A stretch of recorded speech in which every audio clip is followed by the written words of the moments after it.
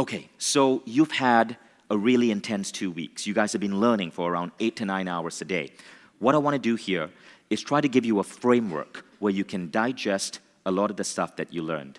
I call this presentation The Evolution of Consciousness. And what you're going to learn here is a map for understanding your personal growth. The reason I picked this particular presentation, and I'm doing it in this particular style, is because 50 years ago to this coming week, literally to this coming week, as in Monday, tomorrow, something interesting happened.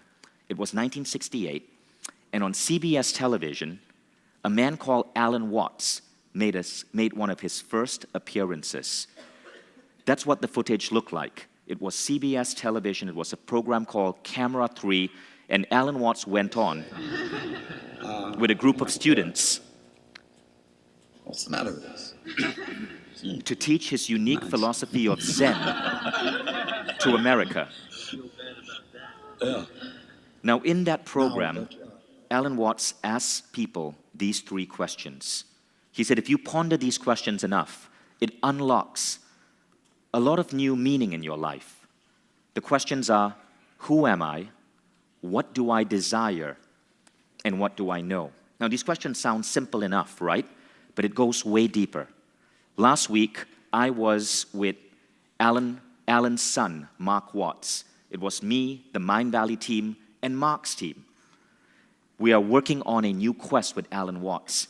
And this quest goes deep into these questions plus 2 additional questions. But Mark explained to me why these questions were so profound. And these questions are why people today, hundreds of millions of people, love Alan Watts. Alan Watts fans in the house, raise your hand and make some noise. He's so influential, Volvo just used one of his talks in one of their advertisements. This was like 6 months ago. Now, the reason these questions are important, according to Mark Watts, is that there's a Sanskrit term called upaya. And upaya really means to get back in flow. So Mark explained it this way. He says, imagine in India, there's this wild river flowing, and the boatmen there know exactly where to aim their boat so that when they take off from their part of the bank, they can gently navigate through the flow of the river, through all the rocks and danger points, and hit the opposite bank. That is upaya. It's knowing where it's being pointed in the right direction so that no matter how dangerous the rapids are or whatever rocks come in the way, you end up going to where you want to go. And he said these 5 questions are like upaya for your soul, for your mind. When you truly, truly, truly reflect and answer these 5 Zen questions, no matter what crap comes your way, you know how to navigate that and get back to flow. You guys get me? Yes. So, now let's take what Alan Watts was speaking about and connect it with a model that you guys know as Mind Valley students. And that is the model from my book, The Code of the Extraordinary Mind, where I talk about the 4 different levels of evolution. Because as I was there listening to Mark, I realized that those 3 questions, you would answer them differently depending on where you are in this particular model of conscious evolution. So first, let me explain this model. This model basically says that at each level of your conscious evolution, you react to the world and shape the world in different ways. So let's go deeper, right? Many people in the world today, the majority of human beings exist at level 1. They are living in what we call the culturescape. And at this level, the world happens to them. But at a certain point, people start questioning. They start waking up. They go to level 2. I call that the awakening. This is where they realize that you can choose certain experiences in the world. Now, when you do that enough, you go to level 3. Level 3 is called recoding yourself. This is where you realize that, wait a minute, the world isn't just outside you. The world is inside you as well. And you start paying attention to your inner world. As soon as you start going within, this opens you up to level 4. And level 4 is where I say you really start becoming extraordinary. Level 4 is where an important shift happens that completely transforms how you live your life. And it puts you in perhaps what could be the 1 to 5% of human beings in the world today who are truly fulfilled, happy, and giving back. We'll explore that in a moment. First, let's look at the 3 questions, right? Who am I? What do I desire? What do I know? Who am I? What do I desire? What do I know? And in each of these levels, we're going to ask these three questions. And I'm going to show you a couple of things that connects what Alan said to modern science, modern philosophers, and many of our teachers here at Mindvalley. Let's start with level one, the culturescape. So the culturescape is that tangled web of rituals, of beliefs, of ideas that come from culture. Whether you live in a tribe in some developing part of the world, or you live in a modern tribe, such as a corporation, all of us are part of this culturescape. In other words, the world that we exist in is really a world that is happening cognitively in our minds based on beliefs, rituals, culture, social indoctrination, and what our mom and our dad and our media and our priest and our teachers and our preachers tell us to be, do, and think. That's the culturescape. But we don't see that because like a fish swimming in water, we don't realize that the rules in which we live life are not necessarily true for everyone else. They're only true for us because of our conditioning. Now, the problem with this culturescape is that many people believe it's real, and thus they become a victim of the culturescape. The things that happen to them, a breakup, a business failure, being hospitalized, severely influence them. The world happens to them. Now, the interesting thing is, Alan Watts said, none of this stuff is real. In fact, there's a famous lecture by Alan Watts. I'm going to play you a minute of that, where he says this: there is no such thing as a thing.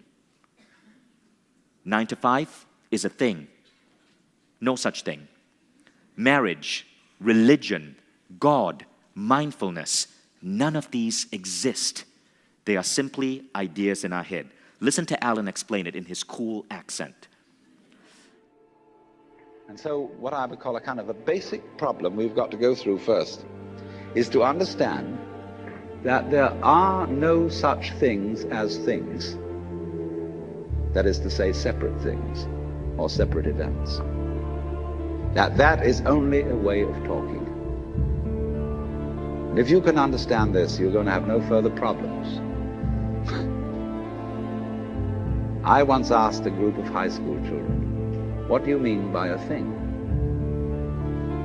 And first of all, they gave me all sorts of synonyms. They said it's an object, which is simply another word for a thing. It doesn't tell you anything about what you mean by a thing.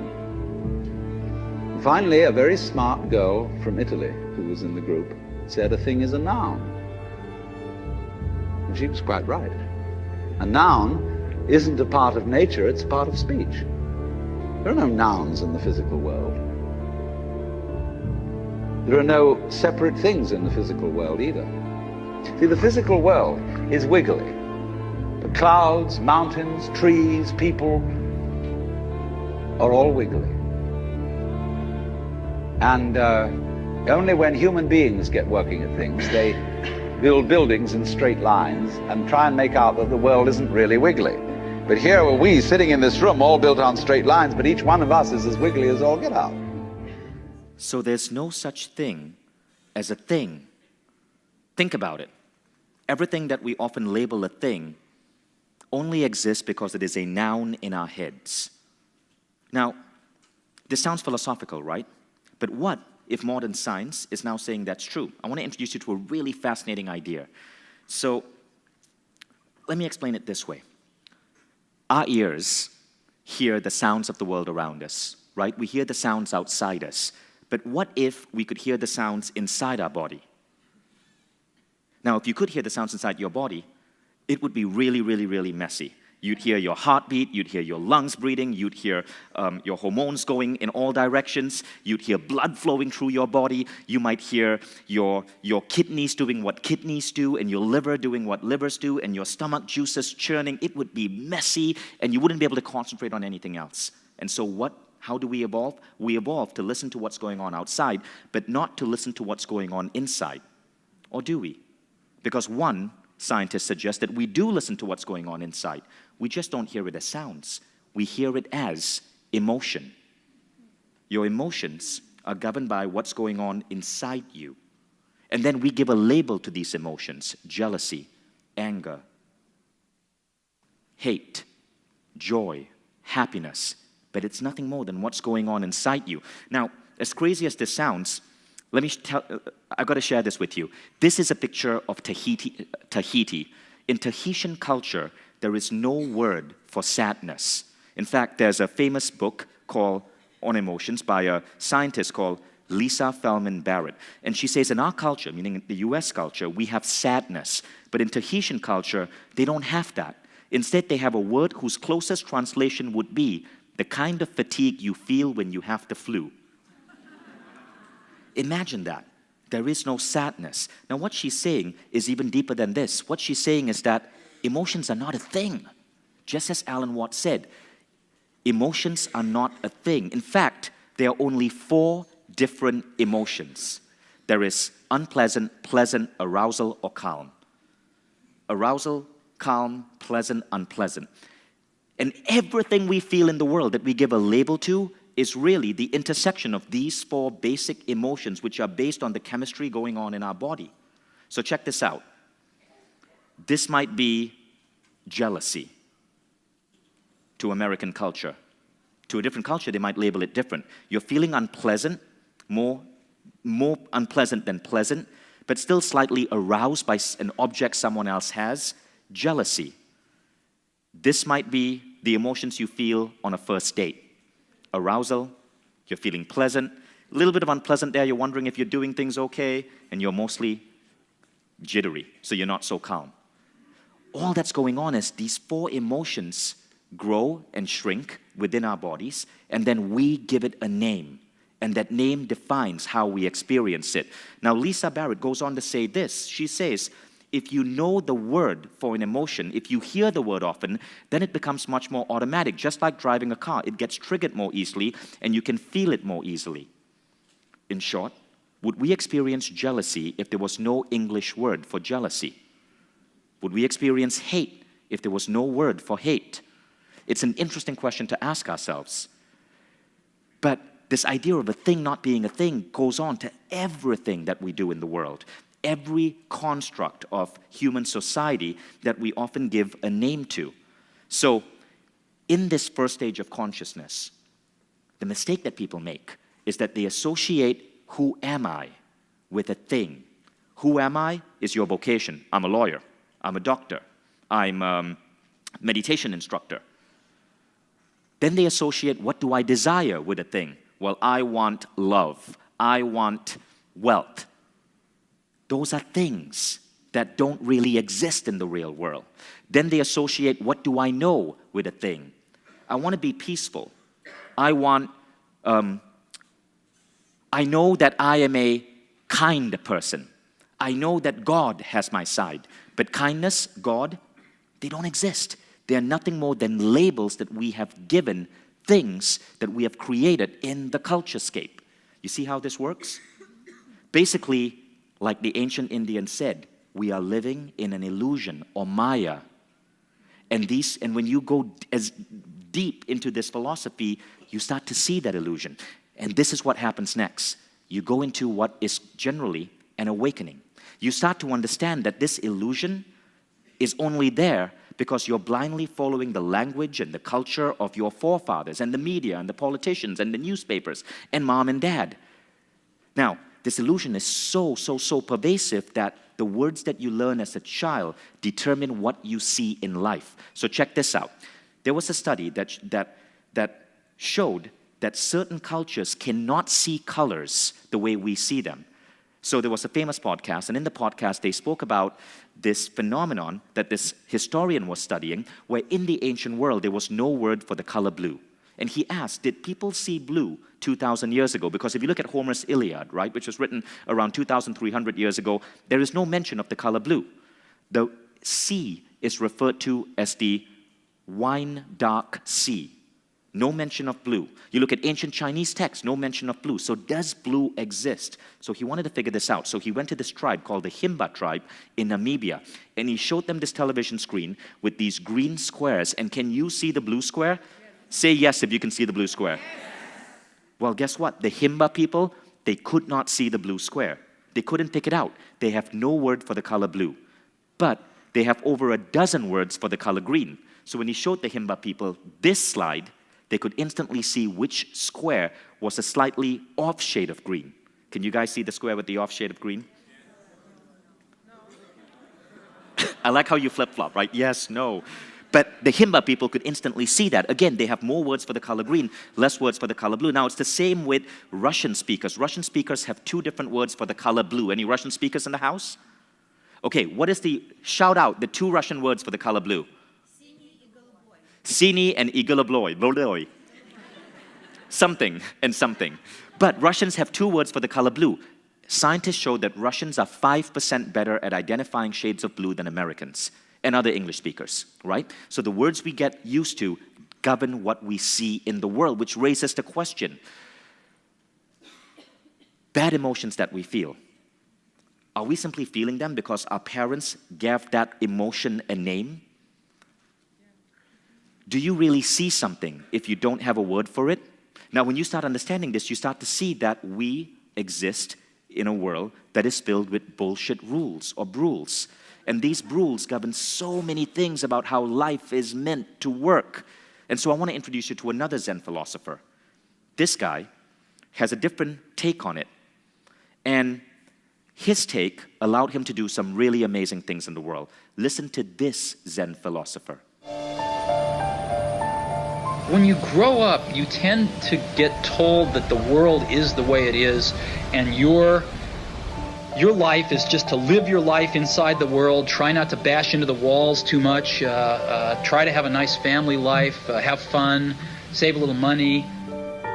That's a very limited life. Life can be much broader once you discover one simple fact, and that is everything around you that you call life was made up by people that were no smarter than you. And you can change it, you can influence it, you can build your own things that other people can use. Once you learn that, you'll never be the same again. You guys know who that Zen philosopher is? Scream it out, right? That Zen philosopher so questioned the walls, the artificial walls of the world around us, he went to create things that you guys now carry in your pants, such as the iPhone, right? But the interesting thing is, look, listen to what he said. He said, you are told not to bash into the walls too much.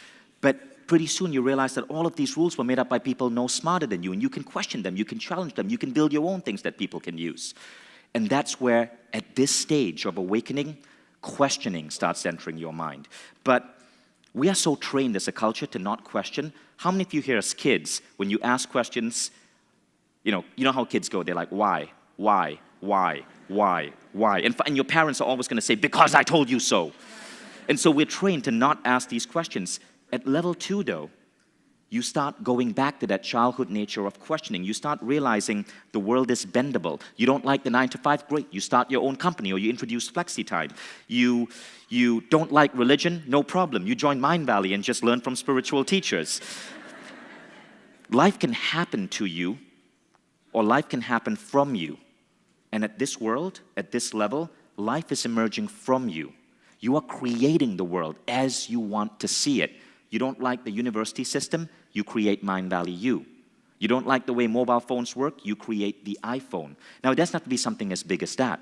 It could be the way you hack your education. It could be the way you start your business. It could be the way you told your parents that you were not going to blindly follow their fundamentalist religious ideas, even though they had been part of your family for 300 years. You create your own rules. And this is when this great awakening starts happening. So all of us have beliefs about the world. The thing about beliefs is this, right? Your beliefs are not you. We confuse our beliefs with who we are. Rather, your beliefs possess you. All your beliefs about the world are implanted in you by society, by media, by parents, by preachers, by teachers, by religion, by dogma, by culture. And you can pluck out those beliefs. And when you start doing that, you really start questioning the rules.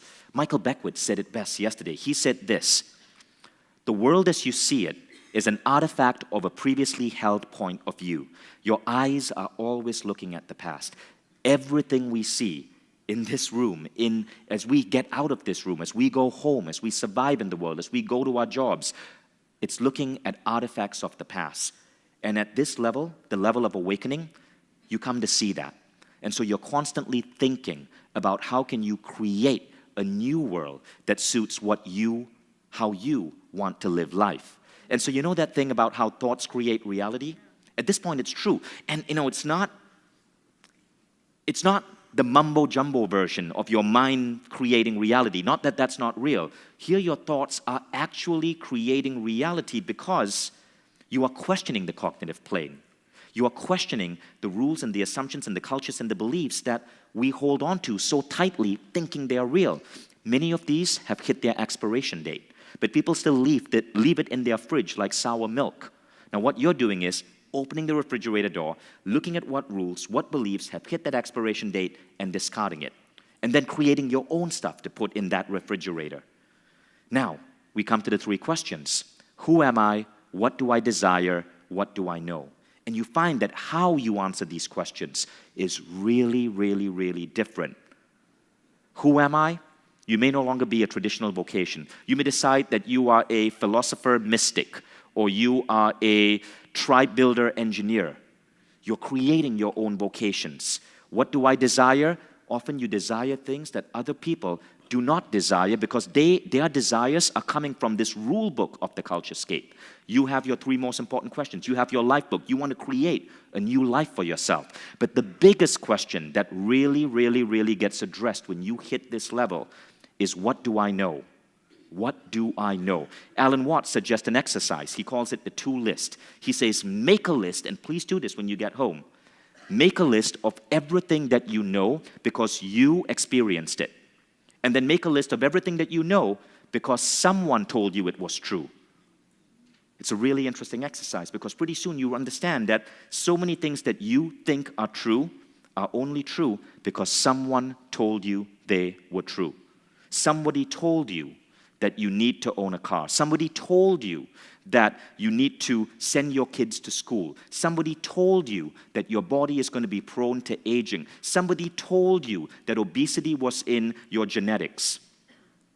What is it that you know that is true because you experienced it directly? And what do you know is true because you were programmed and you had a belief installed in you? That is level 2. Now the funny thing happens, right? When you go into level 2, that's when you really start embracing personal growth. One of the great things about the people in this room is there are very few people here who are in level 1. And if you are, it's okay. It's all part of growing up. Most people in this room are at level 2. You came here because something about how Mind Valley questioned the world attracted you. And you decided to buy a ticket, get on a plane, and get your butt in that seat, right? How many of you here came here because you were drawn to something that you heard me say or that a Mind Valley teacher said that was against the rules of the culturescape? Make some noise. Awesome. Most of you are at level 2 or higher. Now, the unique thing about this room is that many of you have actually already gone to level 3. So level 3 is called recoding yourself. See, the more you start questioning the rules, ultimately, and the more you decide that you can shift the world around you, at least in the cognitive plane, what happens is that you start understanding that there is a world within you. And that world within you is as real. That spirit, that soul, the intuition within you. How many of you here have a meditation practice? Look at the number of hands, right? How many of you here believe in some form of spirituality? This is a sign that you're moving towards level 3. Now, one of the interesting things about level 3 that I believe our education system completely ignores is the idea of intuition. It's the idea of knowing that comes from within. Now, Emily Fletcher, whom you saw on stage earlier, explains it best. I want to play this 2-minute video of Emily telling you what intuition is about. So intuition is one of these words that people throw around a lot, and I'm not sure how many people really are practicing or cultivating the skills to be able to hear your intuition on a daily basis. And if you ask every high performer, every super successful CEO, every entrepreneur, how did you come up with this idea? How did you know to turn right instead of turning left? And they say, it was just my intuition. I just had this feeling in my gut. And so this sort of elusive gut thing can be like, well, how do I hear it? How do I know? And so here's the reality. If you don't have a daily meditation practice, then it's very hard to tell the difference between your critical mind and your intuitive mind. right? It's like our left brain critical mind is always screaming at us, like, I suck, I suck, I suck, I'm gonna die alone with cats eating my face. And it's very hard to hear your intuition while your critical mind is screaming at you, because your intuition whispers. It's like, write that book, call that guy, start that company. And if you've got this screaming, I suck, I suck, I suck voice happening all the time, how are you supposed to hear that intuitive voice? And so what meditation does is that we actually start practicing taking our right brain to the gym every single day. And your right brain is the piece of you that is in charge of intuition. It's the piece of you that actually connects to collective intelligence, right? Like I like to think about intuition and creativity as a Wi-Fi network, and our right brain is the router. Our right brain is the piece of us that allows us to connect to the collective intelligence. Now, the left brain is the actual computer. Right now, you could have the fanciest computer, you could have the most developed intellect, you could have such an incredible life experience, but imagine how much good a computer is going to do you just sitting there not connected to the internet. Now imagine you connect that computer to the internet, how much smarter does it become? How much more capable does it become? Because you're exchanging ideas, you're able to intuit other people's desires, you're able to hear how nature actually wants to use you to deliver your fulfillment. So when you start going within at level 3, you start recognizing that you're more than just a physical body, that there are these abilities within you, intuition being one of them, and this helps guide you. Now, a big shift happens in question 1, who am I? You're no longer the doctor, you're no longer the tribe-building engineer, you are a soul having a human experience. Things shift very, very, very rapidly, but I want to bring back Alan with his smooth, sexy British voice and these beautiful visuals that a YouTuber put up around that voice to share his vision of how you would answer this question, who am I? Feel free to keep your eyes open to watch the visuals or to close your eyes and just meditate on the voice. You're ready to wake up, you're going to wake up. And if you're not ready, you're going to stay pretending that you're just a little, poor little me. And since you're all here and engaged in this sort of inquiry and listening to this sort of lecture, I assume that you're all on the process of waking up. Or else you're teasing yourselves with some kind of flirtation with waking up, which you're not serious about. But I assume maybe you are, not serious but sincere, that you are ready to wake up. So then, when you're in the way of waking up and finding out who you really are, what you do is what the whole universe is doing at the place you call here and now. You are something the whole universe is doing in the same way that a wave is something that the whole ocean is doing. The real you is not a puppet which life pushes around. The real deep down you is the whole universe. So then, when you die, you're not going to have to put up with everlasting non-existence, because that's not an experience. A lot of people are afraid that when they die, they're going to be locked up in a dark room forever. And sort of undergo that. But one of the most interesting things in the world, this is a yoga, this is a way of realization. Try and imagine what it will be like to go to sleep and never wake up. Think about that. Children think about it. It's one of the great wonders of life. What will it be like to go to sleep and never wake up? And if you think long enough about that, something will happen to you. You will find out, among other things, that it'll pose the next question to you. What was it like to wake up after having never gone to sleep? That was when you were born. You see, you can't have an experience of nothing. Nature abhors a vacuum. So after you're dead, the only thing that can happen is the same experience, or the same sort of experience as when you were born. In other words, we all know very well that after people die, other people are born. And they're all you. Only you can only experience it one at a time. Everybody is I. You all know you're you. And wheresoever beings exist throughout all galaxies, it doesn't make any difference. You are all of them. And when they come into being, that's you coming into being. You know that very well. Only you don't have to remember the past. In the same way, you don't have to think about how you work your thyroid gland or whatever else it is in your organism. You don't have to know how to shine the sun. You just do it. Like you breathe. Doesn't it really astonish you that you are this fantastically complex thing? And that you're doing all of this and you never had any education in how to do it?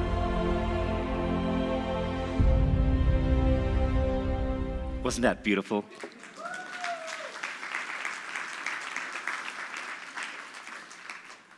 So as you can see, that first question fundamentally shifts. But as we start going more and more and more within, and we're now balancing us playing in the outside world and us playing in the inside world, we move to level 4, becoming extraordinary. And this is the next step for many of you guys. You guys are already so ahead of the masses of people on planet Earth. You've gone from level 1 to level 2. You've learned to question the culturescape. Many of you now have a spiritual practice. You understand that you're more than just your physical body.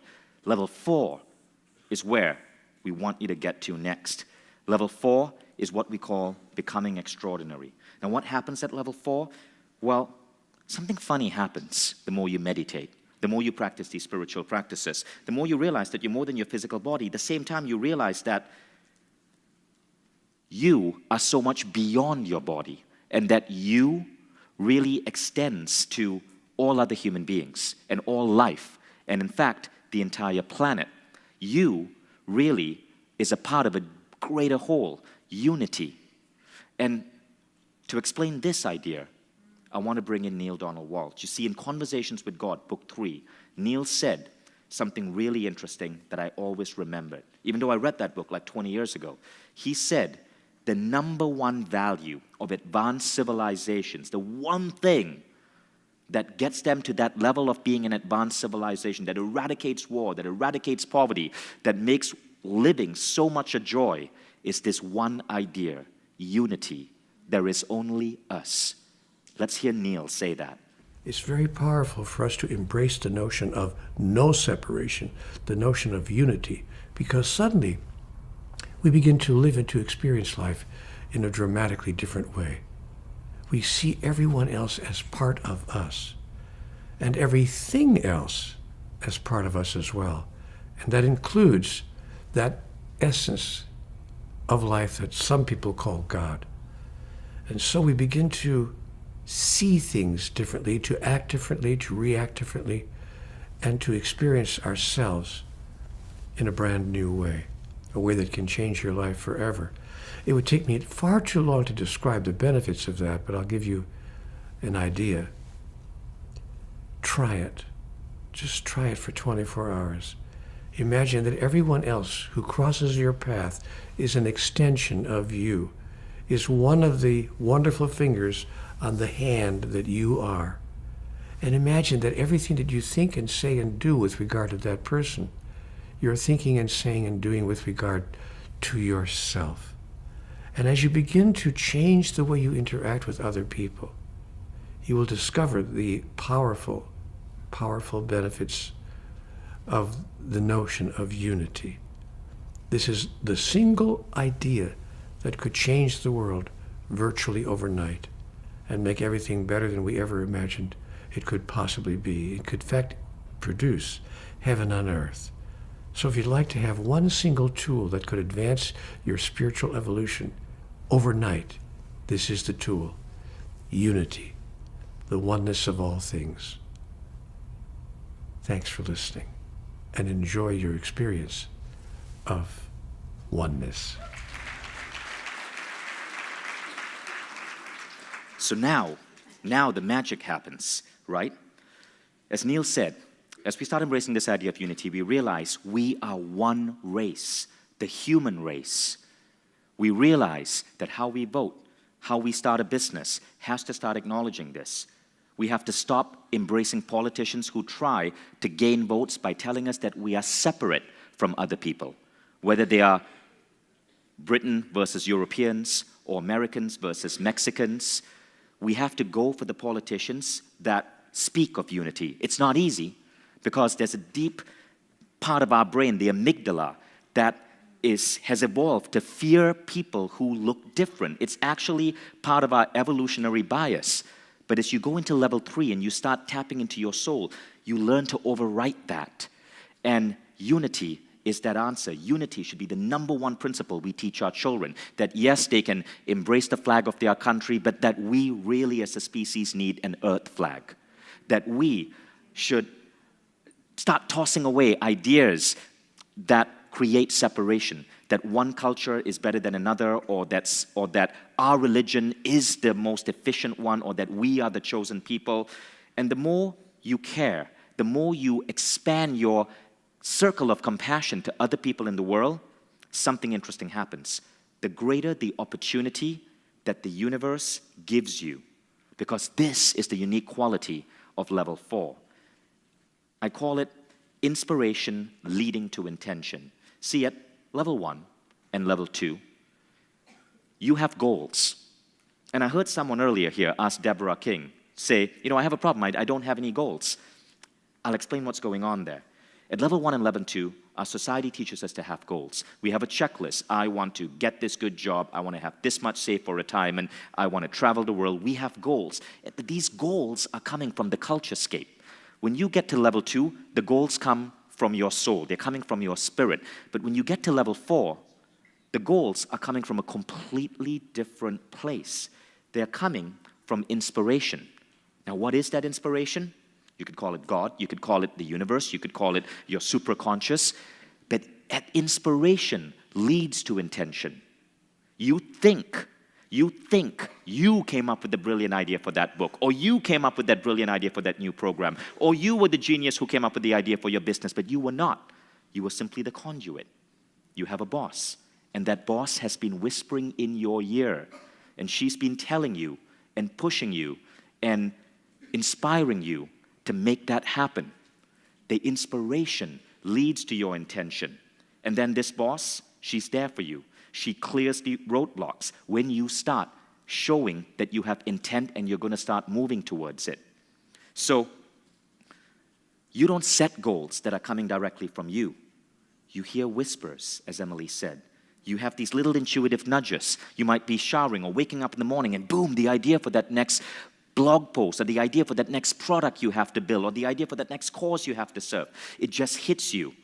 This is inspiration leading to intention, and this is when you know you are on the right path. Now, when you do this, something else interesting happens.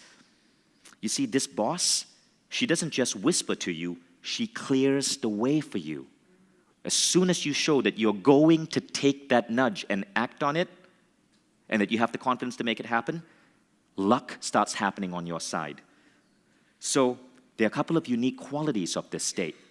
And Emily Fletcher shares a really interesting story, right, of what happens when you start listening to this inspiration. She was telling me about Michael Jackson and how Michael Jackson would wake up at 3 a.m. and call his manager and go, butterflies, butterflies. And his manager's like, Michael, what the hell is going on? It's 3 a.m. And Michael goes, I got this idea for a song. It's about butterflies. I got to write it now. And the manager goes, Michael, it's 3 a.m. Can this wait till tomorrow morning? And Michael goes, no, if I don't write it, Prince will. You see, the universe doesn't play favorites. If she's giving you an idea and you don't listen, she'll just go to someone else. There are like 7.5 other billion meat bodies on the planet. So you want to get to this state. You want to be the person who acts on that inspiration. If I didn't start Mindvalley U, someone else would have. If I didn't start Mindvalley, someone else would have. Because it didn't come from me. I was simply a good listener. What are you listening to? Are you acting on it? Are you going to take that nudge and follow through with it, knowing that somebody has your back?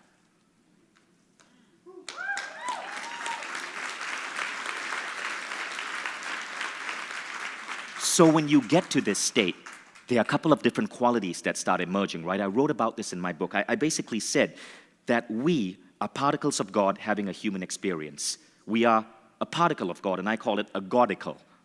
So we are all Godicles here on planet Earth, playing God within our own cognitive plane. So when you start getting to this level 4, this is what happens. First, you have a deep sense of connectedness with all life, with all human beings. Now, this sense of connectedness with all life opens you up to intuition because you're tuned in, you're tapped in.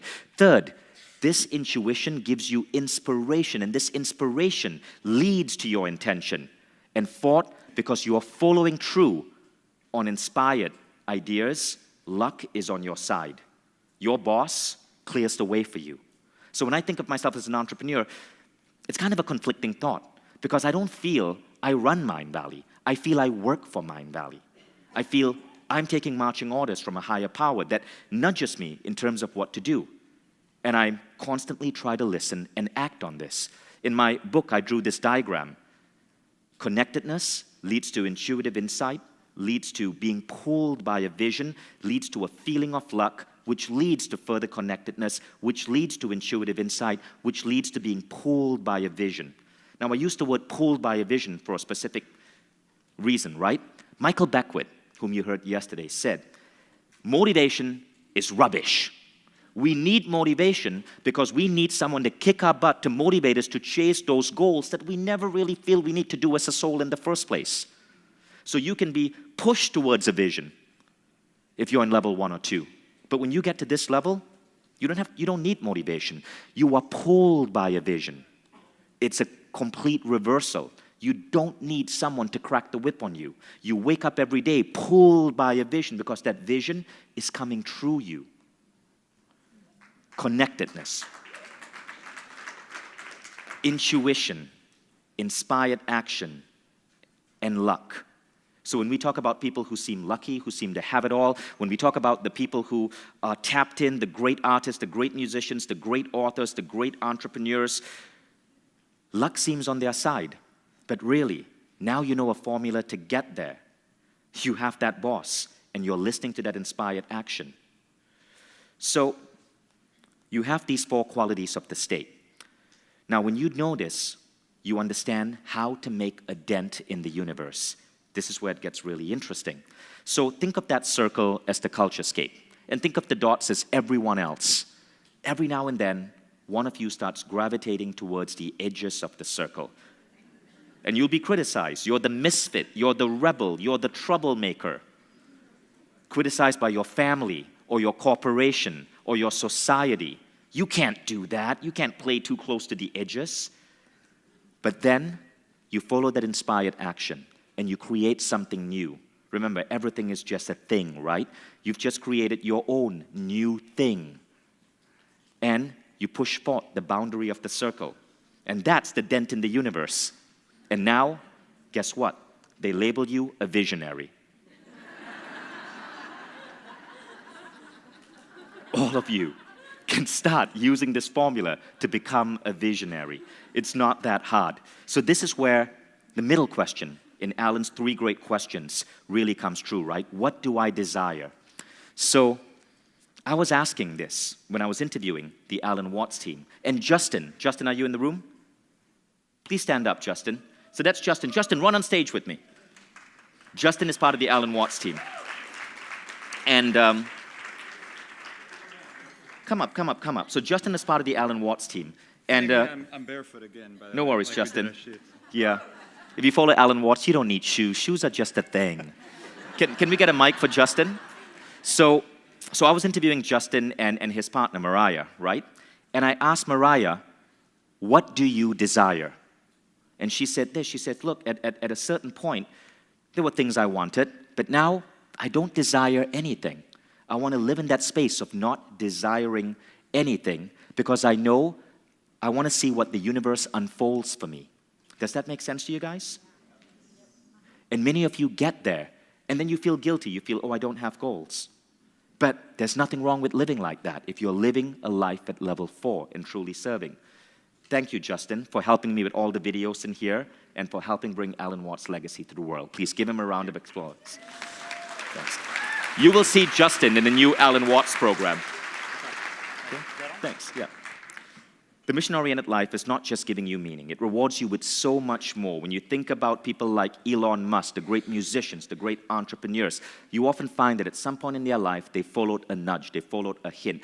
Elon in his story woke up one day in the middle of the night with an idea on how to create a better rocket. People like John Lennon would often see the lyrics for their greatest music in their dreams. Now, you don't have to be a Lennon or a Musk. You can be running an organic farm. You can be writing a children's book. You can decide that you want to be a full-time parent. You can still listen and do good in the world.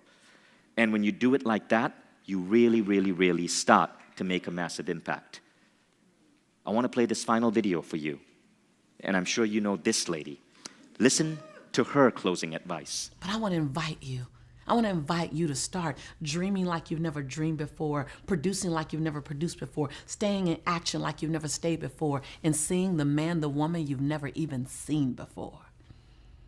And I will always be there to cheer you on. I will always be there to remind you of possibility and prosperity are your birthright. So I invite you to go, dream big, disrupt the norm, agitate mediocrity. Agitate it, disrupt it, make it uncomfortable in your presence. Walk into a room and let your light shine bright. And when people can't handle your light, don't dim your light. Hand them some shades. Awesome. I Dream love big, that. And I'll continue to dream big with you.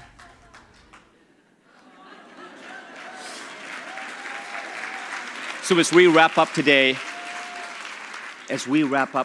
remember, go forth, be a visionary. Don't take no for an answer. Question the rules and live life on your terms as you make a dent in the culturescape and create new things, things that truly give you joy, that you're truly excited about, that make the world better for all of us in unity. Thank you.